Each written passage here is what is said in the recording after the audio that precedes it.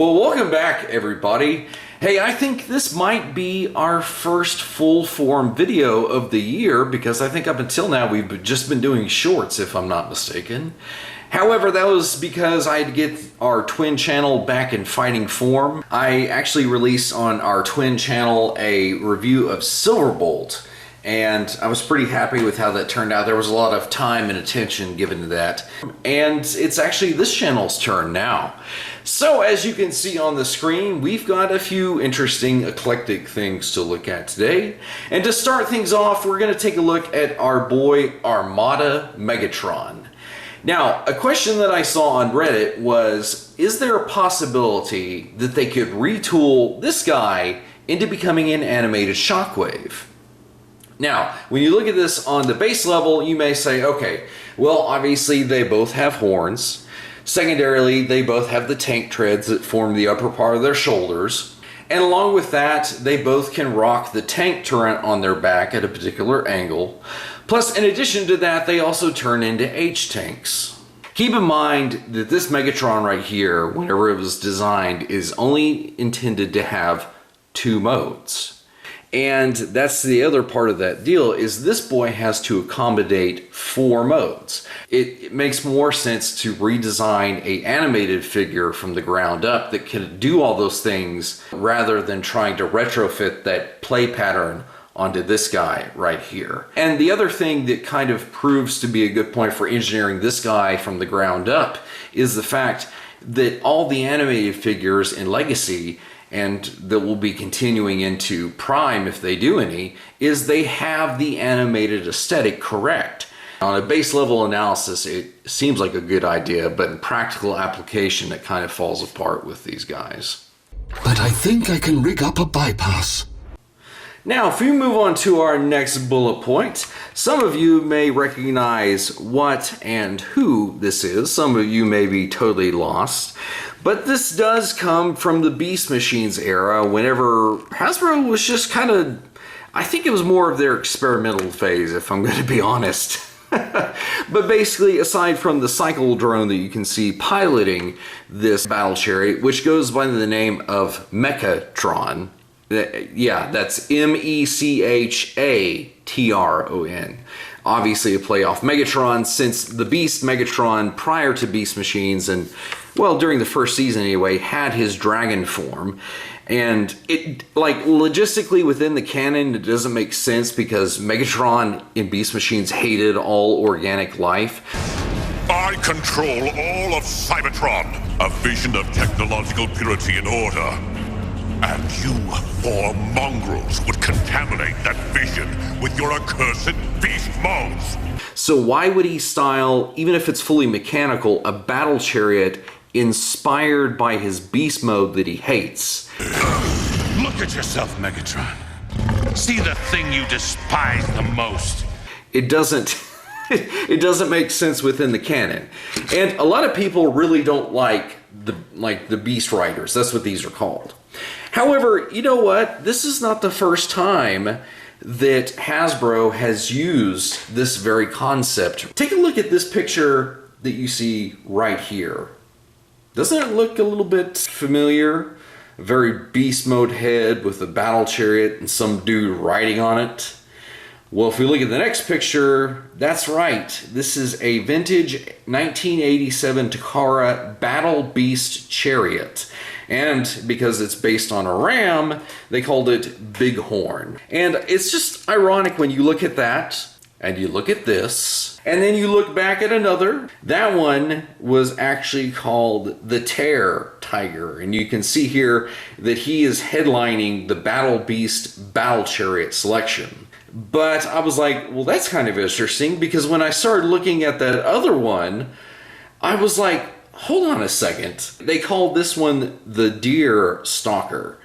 And I'm like, does anybody else see a dragon in that? And see how the beast mode has teeth that are way more dragon than they are deer. And then you look at this guy's head and how he's got the teeth. You look back at the deer stalker, he does have the 2 weapon implements on both sides of the battle chariot. We come back to Megatron, he's got the battle implements here that also spin. And then you look back on the deer stalker for what are supposed to be his antlers. And then you look over here and this dude has more of this dragon detail right here. Even when you look at the back of the battle chariot, and then you look at the back of Megatron, I mean, Hasbro is clearly ripping themselves off at this point. However, we know that, like in the G.I. Joe world, if you could have a G.I. Joe guy ride a battle chariot of some sort, futuristic or not, that's supposed to be kind of a cool concept for them. I don't think so, Tim. And speaking of such things, if you saw on the other channel, basically the G.I. Joe Soundwave I didn't like using him with the human figures. I hated the concept of them using Soundwave, where I kind of like this iteration sort of being like a battle chariot for Megatron. But with Soundwave being so loyal, I could see him in some alternate universe serving as Megatron's personal battle chariot, and Megatron just pulling back on his drill bow here. That's kind of to me, I understand that may look ridiculous to you, but for me, I kind of dig how this kind of goes down. And besides, is any more ridiculous than Megatron transforming into gun mode in Generation 1? Obviously not. But aside from that, the Beast Riders are kind of a weird mark in Beast Machine's history because unlike G.I. Joe guys, which can only run so fast, a vehicle will help them move across the battlefield, plus the armaments. But it's like the Vehicons have vehicle modes that already enable them to move fast, especially a cycle drone, and they already have weaponry built into them. So the concept for the Vehicons doesn't work so well. And even the Maximals had one that was named Chi. Yeah, the naming on these things, Chi for Cheetor and Mechatron for Megatron. Yeah, whoever did that was just, I don't know, this must have been on the downturn stage for Beast Machines, I don't know. Personally, I've always liked them, and so much to the point, I might try to find the purple repaint they did of this, and they also did like a purple and black version of Chi. Might see if I can hunt those down, because everybody seems to hate the Beast Riders. Again, within the lore standpoint, for the Maximals it might make a little more sense, because they, in their beast modes, maybe don't move as quick as jets, tanks, and motorcycles. But even then, because they're so strange, that sort of strikes a chord with me, and I kind of dig it. So anyway, these guys also have a deal where you can flip the arms back and they have like a pullback motor feature. So another interesting feature in the lore is that these guys were supposed to be able to collapse this section up and automate themselves. Now, as you can see, we've actually moved the claws to the back part of the vehicle mode. Now, what this thing is intended to do is both he and she have a motorized function in this thing, that when you basically close down on the mouth, it motorizes the wheels underneath, and it's supposed to shoot across the floor. So let's see how this guy does. Okay, not bad. And you can also do it with the claws moving forward, because when you do that, it does spin them as like a high rate weapon.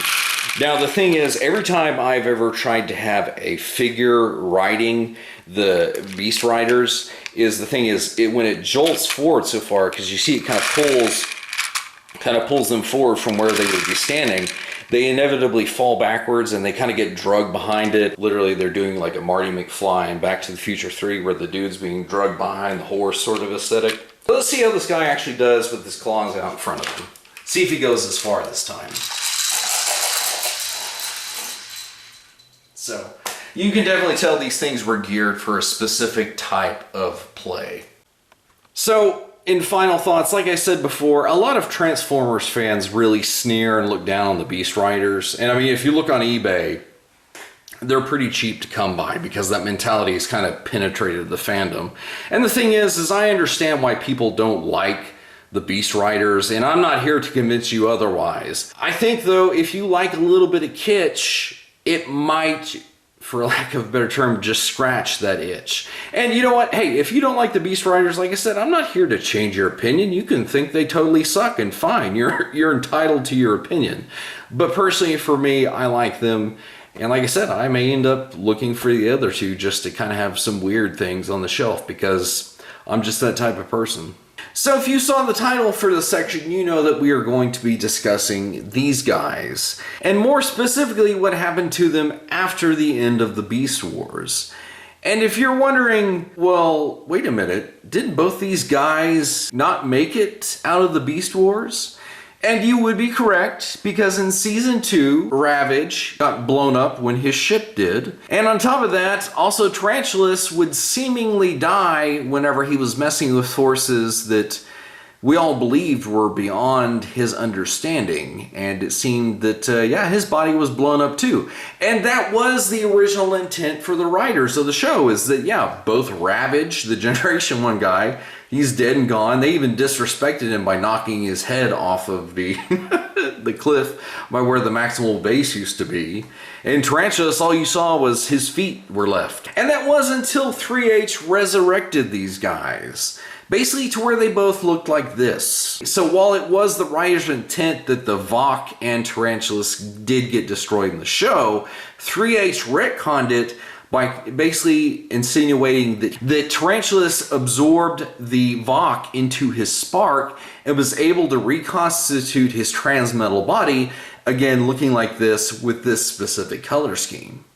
Now, I don't know if it's ever addressed in 3H's comic books, but also Ravage got reborn with this body specifically, which if any of you have the Transmetal 2 Cheetor, you will know that this is basically just a redeco of that figure. But as you can see in this picture, yeah, he's rocking it. And also the other thing is that 3H insinuated that Tarantulas, as a minion of Unicron, was able to corrupt the Vok, which as you can see here in the same picture, they look quite different than the floating skulls that they were whenever they were messing around creating Tigerhawk and such. However, they weren't alone. They actually had a few other Predacons that were assisting them in their task. And Tarantulas, for certain means, was trying to acquire the Autobot Matrix of Leadership, which was being held inside of Primal Prime, the basically optimal Optimus recolor. And as you can see here, through some sort of means, he actually did defeat Primal Prime, messing him up pretty bad to where he not only stole the Matrix from him, but Primal Prime, as you can see here, well, he's on life support. And that was until basically the Vok showed up, repaired him, and gave him a Vok-style chest plate. Which, you know, if we ever have an updated Optimal Optimus, maybe they could do a Gen Selects Primal Prime recolor with the Vok chest plate being the difference. That would be kind of cool. Plus, also give him like a mouth plate. That would be sick to further differentiate him from Optimus Primal. I'm sorry, I'm getting sidetracked. Anyway, what's interesting about this is that while Ravage's fate is unknown, apparently Primal Prime and his crew of wreckers did defeat Tarantulas, but they didn't destroy him. And the reason we know this is because our boy Tarantulas, the one we'd seen throughout the entire show, actually shows up in the Universe comic book during the Universe War, whenever Black Arachnia, who had been swayed by a Unicronian virus, she shows up and he's like, hey, Black Arachnia, it's just like old times. You know, and she's shocked to see Tarantulas back and alive, looking freaky like he does. Why does he have to be drooling? I don't get that. Is it just to make him look more sinister? I don't get that. Stop slobbering on me, Tarantulas! I am feasting!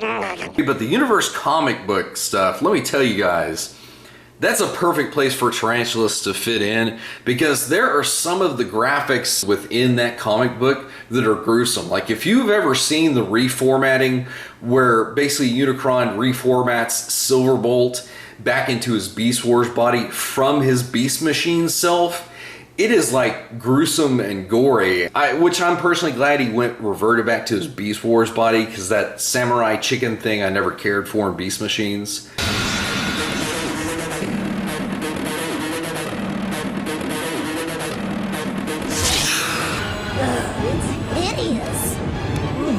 I'll protect you from that ugly creature. Anyway, continuing on with Tarantulas. What's funny about this guy is, well, on a rewatch of certain Beast Wars episodes, I've noticed that Tarantulas is very afraid of Optimus Primal.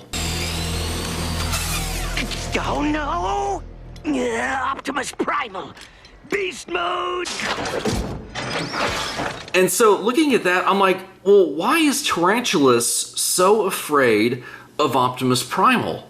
And then it dawned on me watching season 1 episodes in guerrilla warfare where Optimus is in just like complete rage mode.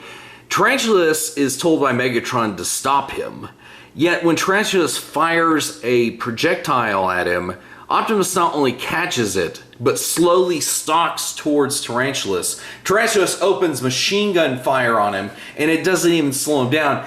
Optimus picks up Tarantulas, and he takes the the other pointy end of the projectile that Tarantulas himself had fired at him, and stabs him through the abdomen, leaving him impaled off the wall to where he can't, his feet aren't even touching the ground. And I'm like, okay, that's pretty gruesome. And you think, okay, well, is that the sole reason? Well, no. In the one with the probe, literally he's attacking Optimus. He's got his pincer claw around Optimus's neck, and he's like, you're toast, buddy. And then Optimus basically just whips out his wrist blaster, shoots Tarantulas in the gut, not once, completely blowing a hole through him, but then shoots him a second time, launching him off into the distance. And I'm like, you know, that would totally justify while Tarantulas is totally scared of Optimus Primal in the later seasons, is because the dude is just literally punctured and blasted holes in him, not once, not twice, but apparently 3 times. However, there is another thing here, is I do want to address the fact that I keep referring to him as a minion, whenever he's actually, as Megatron put it, Unicron's spawn. And while that was meant as more of a cutting remark by Megatron, as far as how his character is portrayed and written in the show, That Spider's scheming was one of the few certainties in this struggle. it was later retconned that his creator is Unicron, because it's alluded to in Beast Wars itself even before Megatron made that remark. Because whenever Tarantulas was explaining to the captured Tigerhawk, and more directly the Vok, he says, Only those descended from Autobot and Decepticon. But I and the Tripedicus Council have different origins.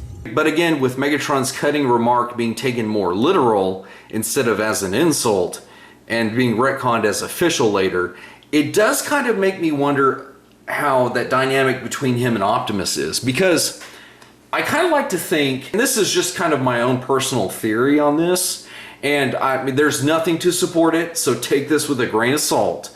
But when we look at how his dynamic is with Optimal Optimus, take into consideration everything that Optimus Primal has done in the show. In Season 1, he saved the planet Earth from being destroyed. In Season 3, he saved Optimus Prime, he saved history, and he saved reality at large. And then in Beast Machines, the dude saved the planet Cybertron. So whenever he got resurrected as the Herald of Primus to lead the army of Autobots and Maximals in the Universe War, I'm kind of wondering if retroactively, if this guy has some sort of Unicronian insight that he kind of kept hidden from Megatron, what if he was able to pick up on Optimus's potential even at the beginning of the Beast Wars? You know, would that also add another level of why this guy is so afraid of Optimus Primal, is because he knew what he's capable of beyond what we initially see? We will have to stay in beast form. And Optimus and the Maximals are coming! And again, that's just a theory. Like I said, there's nothing to support that. So from your guys' perspective, would that kind of make sense? Would it kind of be like a cool way to backfill some of the lore? And because apparently I never picked up on the dynamic between him and Optimus all those years I was watching the show, and then I just started picking up on things, and I'm like, that would be kind of interesting, to be honest. So one final thing that I want to say about Tarantulas is, in the multitude of Shattered Glass media, there was actually one where it showed an inverse of the Predacons. They were heroic characters. Yeah, heroic Predacons. Sounds weird to say. But the point is in that one panel, it showed both Tarantulas and Scorponok. Now, Scorponok in that comic was rocking the Sandstorm color scheme, while Tarantulas is rocking his not only transmetal body, but it's this color scheme specifically. And I'm kind of like, well, that's kind of like a weird, I would love to kind of see a Shattered Glass Beast Wars with these two characters. Because knowing how sick and twisted he is in the Prime timeline, to see a inverse of that, him being heroic and looking like this, which is generally associated with him being especially evil, that would be kind of cool. Not to mention, it'd be, I don't know, an orange Scorponok might be kind of cool. I don't know, is he still loyal to Megatron in the Shattered Glass timeline? I don't know, I'm just throwing stuff out there, I guess. But that was kind of what I wanted to go ahead and talk about Tarantulas. I know we've had a big segment about him overall today. However, that was something that was intentional. So our final segment, I want to ask you guys, does anybody else kind of want what the Velocitron and the Toxitron collection were kind of putting down as far as releasing like G2 iterations of characters? Now, most of these characters were concepts that never actually got figures, but if they did like some sort of spiritual successor, a Toxitron 2.0 collection, for instance, what I would want them to do is to do guys that actually got Generation 2 iterations, however, ones that differ slightly from their original, because most people that have seen this or the other channel know that this is not Cliffjumper. You know, we've seen the Missing Link guys, but what I want to see is this guy right here, a chromed out G2 hubcap in red. Now, I did make a custom version of that, basically just using the original Earthrise Cliffjumper and basically bopping hubcaps Gen Select's head on there and giving it like a little bit of a red paint job, because this is my very first Transformer ever, is this hubcap right here. And Hasbro's kind of gone back and forth on whether they're going to do chroming or not, which they only seem to be doing it on the HasLab figures, which I kind of understand why they don't want to go full tilt back into this sort of thing. But if they ever did an official G2 hubcap, I would so replace this custom guy with it, because I love the chrome detailing. The other one that I want to see is a green version of G2 Beachcomber. And like, even if it wasn't a sort of vac metal approach, say that they just had these guys, but it was like a metallic red and a metallic green paint on the modern molds that we have for these guys, I'd even be down with that. The funny thing is, another one that I would like is actually that of Sea Spray. Now, Sea Spray basically just retained his same cut. He doesn't really follow the same line that both Hubcap and Beachcomber have. He just kind of retained his original colors, and they just chromed out the blue sections of his body. Well, we got to get the original version of Sea Spray out first, right? We don't even know what a updated version of him would look like. But if they somewhere down the line did a G2 version of him and gave him blue metallic paint where everything's chromed, I think I'd be fine with that. However, with that being said, I really dug the Toxitron collection. So any excuse to get a sub toy line with repaints that are crazy. Like I said, you never see Hubcap in red anymore. It's always his traditional Generation 1 yellow self. And when do we ever see Beachcomber in green? So that capsule would be perfect for that overall sort of thing. So everybody, hope that was not too chaotic for you. This is just some stuff that I'd kind of been thinking about for the last week or two. If you guys have any particular thoughts on anything that we discussed about, the Megatron Shockwave remold impossibility, if you disagree, that's fine. What do you guys think of the Beast Riders and how that concept has been reused at least twice, if not more, by Hasbro? And then also on top of that, what do you guys think about the lore of Tarantulas and Ravage and being post-Beast Wars? Also, do you guys have any thoughts on the G2, like if we did a revival of the different colors for these guys? What do you guys think about that as well? So I want to just put all that stuff out there, see what you guys have to say about it. With that being said, guys, until next time, Maximize!